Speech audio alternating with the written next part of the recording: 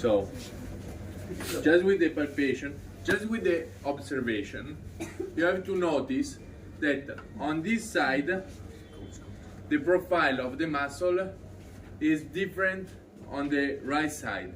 Okay, you see that here is bigger than on the right side. You can see it? I don't know, but if I try to palpate the muscle, is very different on the left side, that is stiffer. Okay,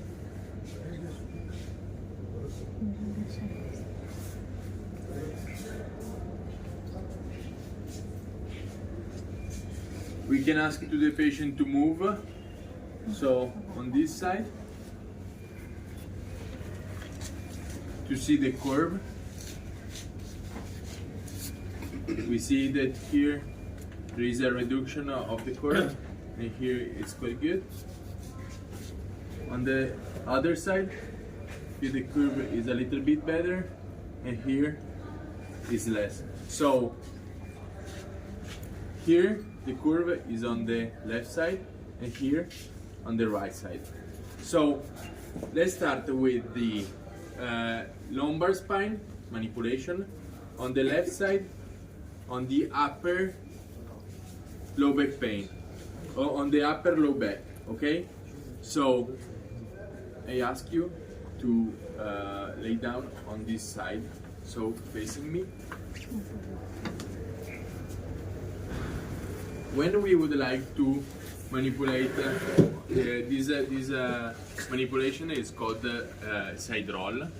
The side roll is made for improving the movement between the L1 T12 to L5.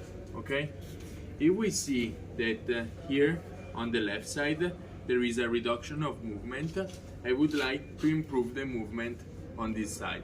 Okay, so I ask to the patient to put his left side, so the side that I would like to manipulate, up. Okay, so in front of me. Okay,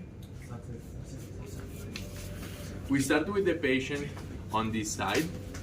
When we do manipulation like HLA, because we try to put in stretch the muscle, it's better to manipulate the soft tissues, so muscle, tendon, ligaments, in order to release a little bit the muscle, release a little bit the tension, and then manipulate. Okay, so let's start with moving this lower limb and bending the hip and the knee. The other one, I have to extend the knee. The foot of the patient is behind the knee of the patient. Okay, like this.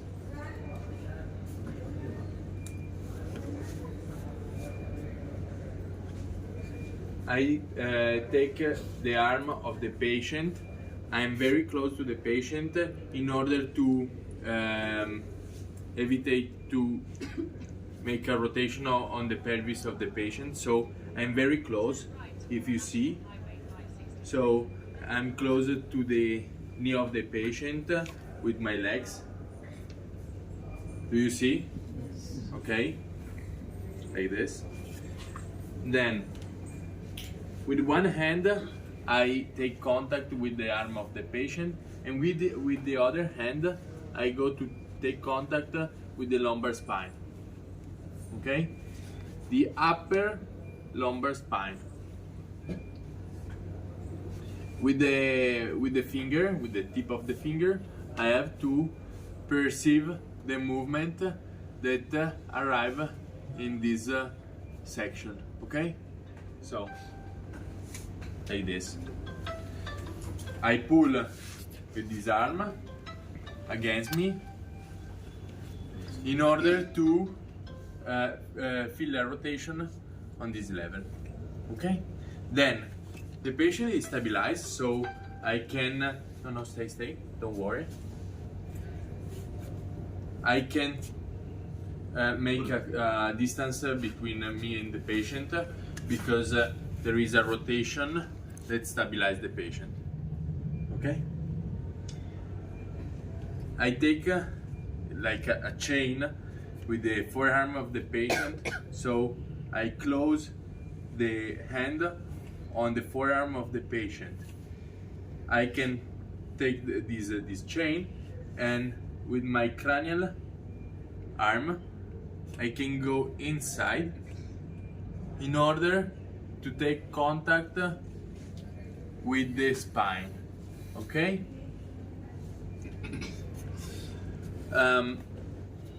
I go inside because with this arm I can create a lever on the trunk, because if I push against the arm of the patient, I make a rotation. Okay, with the other arm I take contact with the pelvis of the patient. So if you see, there is a lot of space between me and the patient. So I have to ask, I don't ask anything, I just do, okay? I pull the patient against me in order to close the space, okay? In all the techniques, more I'm closer to the patient, more easy for me is to do the technique, okay? Don't worry. So I move the patient against me. Then with this arm I have to maintain the rotation, and with the other hand, with the forearm, I keep contact with the gluteus. Pay attention to don't be too direct against the pelvis because it can be painful. So try to squeeze the tissues, okay? And the movement is like this, okay? So I move the patient against me, and then I maintain on the upper limbs, and then I go down, okay? So the techniques. The techniques. If I would like, make it in a proper, stay released, okay? If I would like to manipulate the upper side of the lower back, of the lumbar spine, I have to increase the movement on the pelvis. If I would like to manipulate the lower part of the lumbar spine, I have to increase the movement on the thorax. Okay?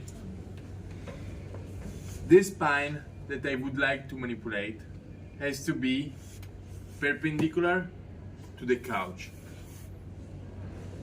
So, if I would like to manipulate here, I cannot, do like this, because I change the direction of the spine against the couch, okay?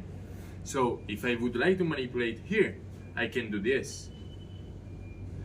But if I would like to manipulate here, I have to improve the movement on the thorax, okay?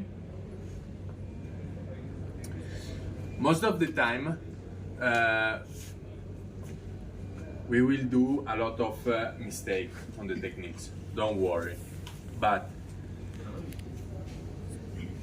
when you do the techniques, you have two levers, one on the pelvis, the other one on the thorax.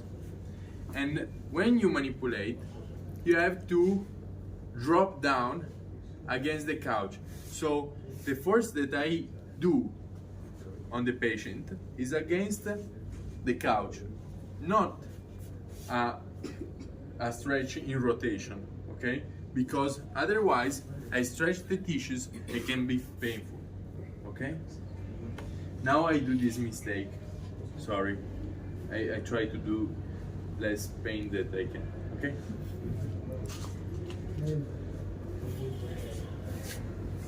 So,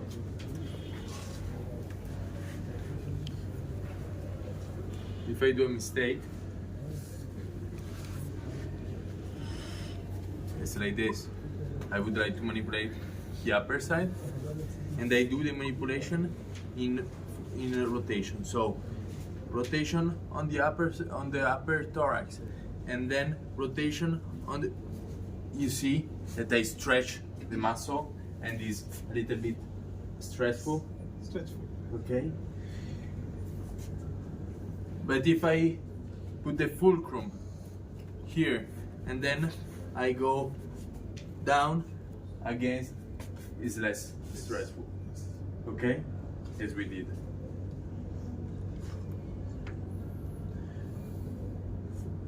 We put two forces. With this end on the thorax, pay attention to the ribs, okay? Because are very delicate. We don't have to push against the thorax. I'm just, you know, how many kilos? Very, just the heavy of the arm, okay? The weight of the arm. We have to maintain the rotation, but not too much forces from this arm. Okay, most of the force are on the pelvis. For this reason, I have to have a position of the legs, my legs, and of my body, and my feet are directed on the head of the couch, okay, like this, and then I close the space between my iliac bones against yours, so we are very close, and then I drop down on my back leg, okay, in order to move the pelvis and not to move too much the thorax. Okay? Is it possible to change this side? Yes. Can I do this?